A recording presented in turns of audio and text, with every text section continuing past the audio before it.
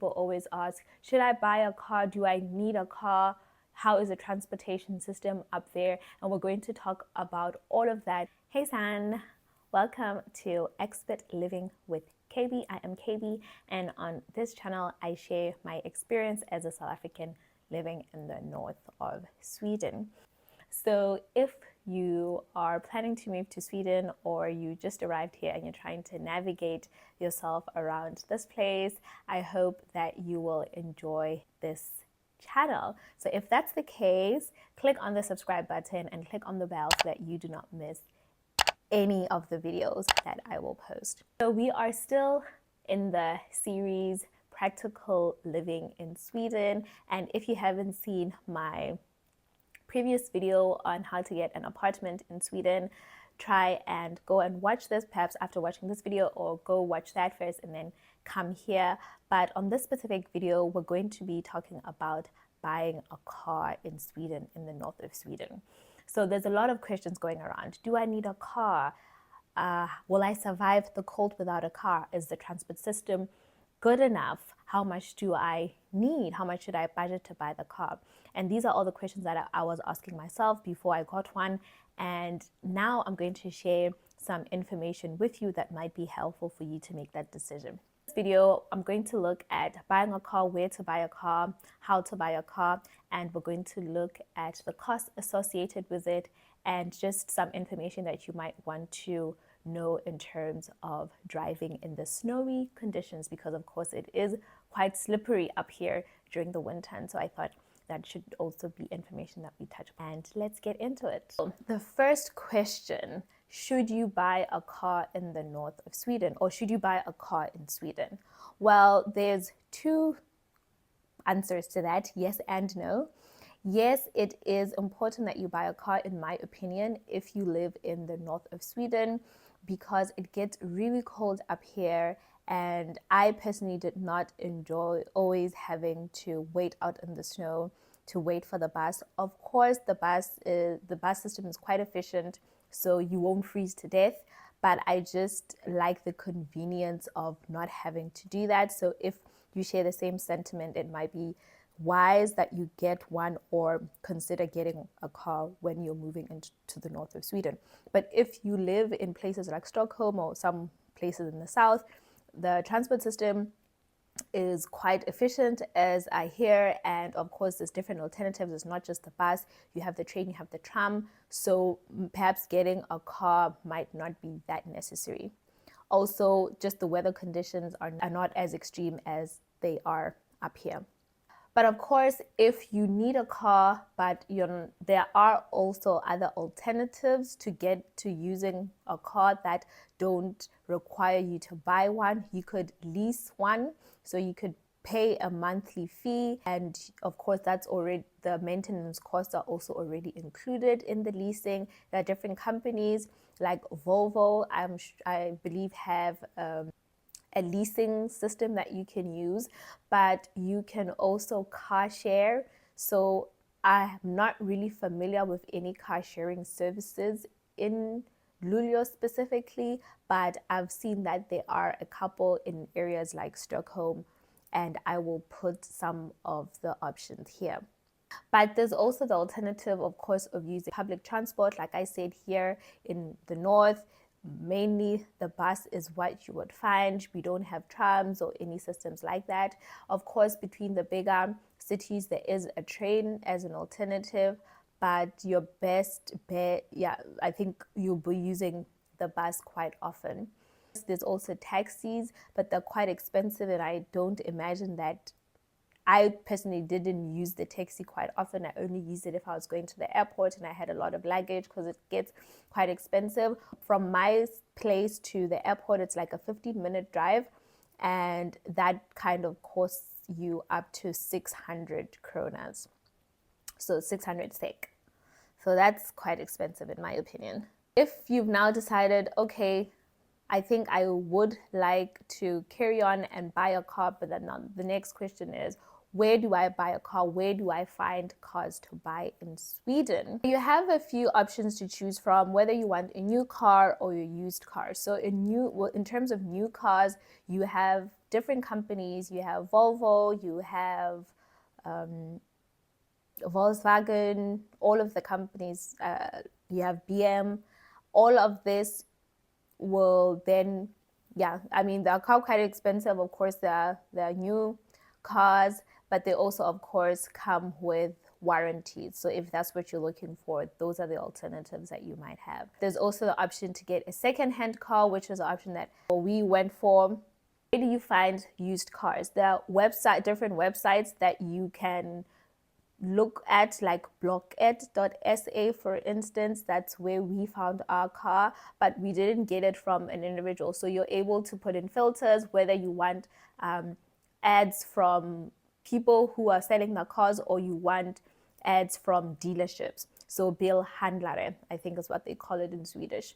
So that's where you find it. So there's different car dealerships on there that also advertise. So you can then get information. You can get the different ads of the cars that they offer and look for something that is, of course, in your price range and meets your requirements. There's also private sellers that you can also find on Blocket, like I said, but you can also find them on places like Facebook Marketplace. But I'm always quite wary of these because when you're not buying from a dealership, for example, because dealerships can provide a warranty and all of that, and I think it's just safer, at least in my opinion.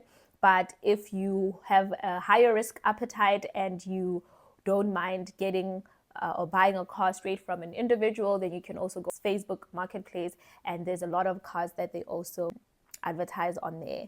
So yes, that's an option. So there are a number of things that you might want to check before buying a car. And the first one, car history report. There's different websites, and I'll put one that I use. I forgot the name, but I'll put the name here. Yeah, you can get the car history report from there. So who drove the car, if there were any reported accidents on the car. So you get a full history of the car on there.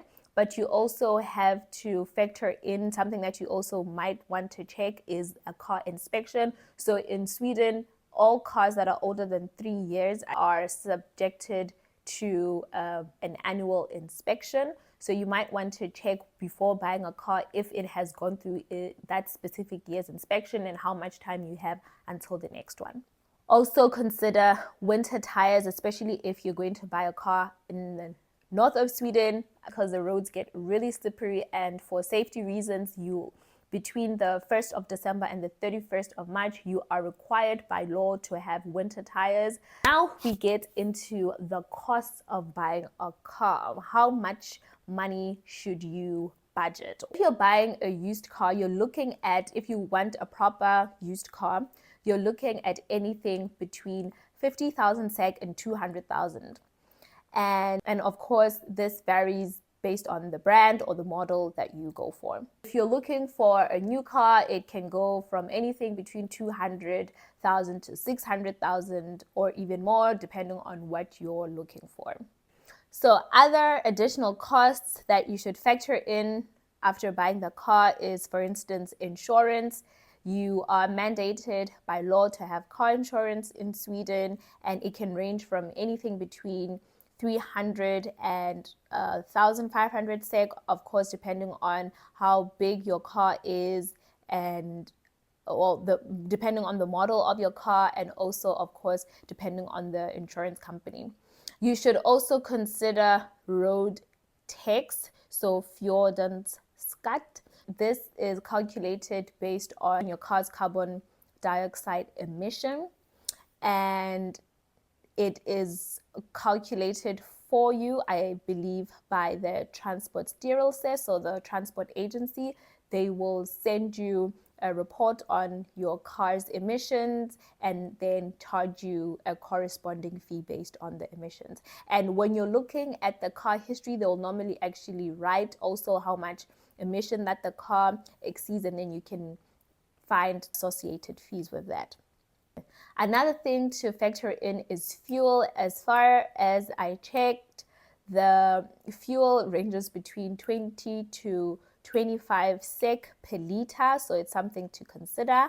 And another cost to consider is also parking. Parking can be very expensive, and parking is really hard to find. For instance, in the apartments where I live, the actual apartments don't have parking. I have to find parking close by. So parking is a real issue because, for instance, in South Africa, you can park your car in your yard.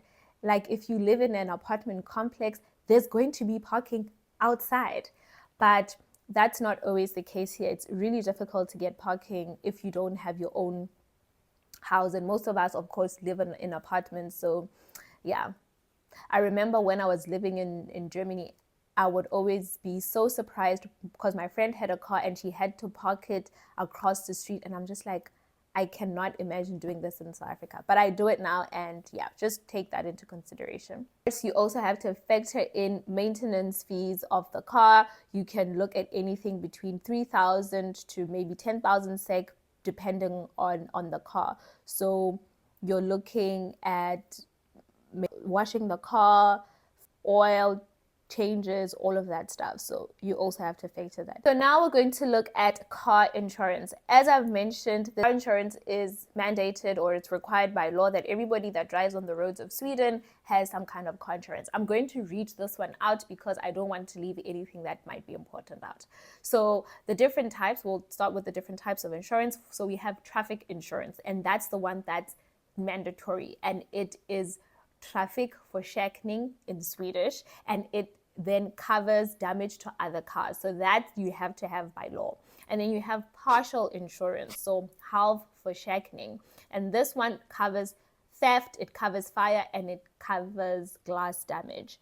And then you have full insurance, and that's the one that I have. This one covers, of course, everything, including an accidental damage. So there's different places to get car insurance. You have different companies, and I'll put them up here. We have Folksam, you have LF Norrbotten. I specifically, and this is a tip that I would also give you exploring different insurances. We bundled a home insurance with the car insurance, and I think this kind of brings the prices slightly down. So you can also try and do that with your respective insurance company that you will end up choosing. Now we're going to talk a little bit about driving in Swedish winters before we wrap this video up. As I've already mentioned, between the 1st of December and the 31st of March, you are required by law to have winter tires on in Sweden. And in the winter, it is required that you drive with your headlights on. So that's also quite, because it can get really dark and a bit foggy up here. So it's important that you have that up for safety. And I always say this, like, keep a safe distance between the car in front of you, because the roads can get really slippery, and it takes a bit of time for those brakes to kick in. So just for safety reasons, I think it's something as a new driver to do, like a new driver in the north of Sweden, of course, because you probably haven't driven in really slippery conditions before. In Sweden, in certain instances, you are allowed to drive with your international driver's license for 1 year, and then you would then have to get a Swedish license or extend your allowance. But in certain special conditions, they will allow you to prolong it for instance, I had a contract with the university for 4 to 5 years, and so that the Transport Styrelse, or the Transport Association, then gave my partner allowance to drive in the country for 5 years with his international driver's license.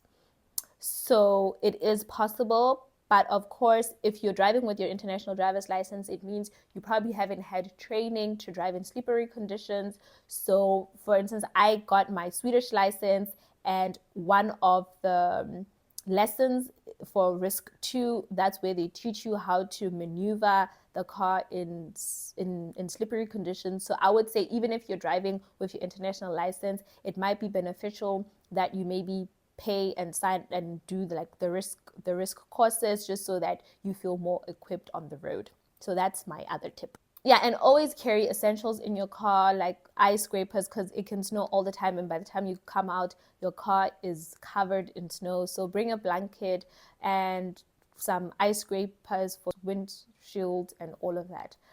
And also get into the habit of using what they call a engine heater, motorvärme. I believe it is in Swedish, and it really helps to, I'm not really sure, like I'm not going to explain the science behind it, but it really helps so that your car doesn't freeze or your engine doesn't freeze, or that, yeah, I need to read up more on that. But I know that it's important and I think you should use it.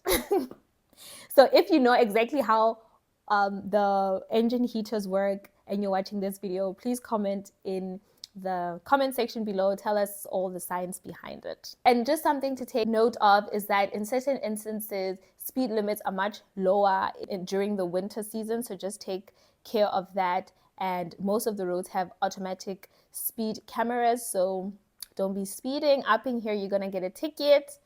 And if you're still on probation, like I still am, for the first year of getting your Swedish license, you're probation. And if you break the traffic rules, then they will take that license away from you. So you don't want that. So that pretty much is everything that we looked at. So we looked at whether or not you should buy a car in Sweden, where to find brand new cars or secondhand cars. We looked at the costs associated with owning a car up here, as well as the insurance obligations that you have as a car owner. So happy driving in the north of Sweden. I wish you all the best, and I hope that you enjoyed this video. If you have any questions or comments, go ahead and write them in the comment section. Like this video and subscribe so that you don't miss the next video. So on the next video, since we're still talking about practical living in Sweden,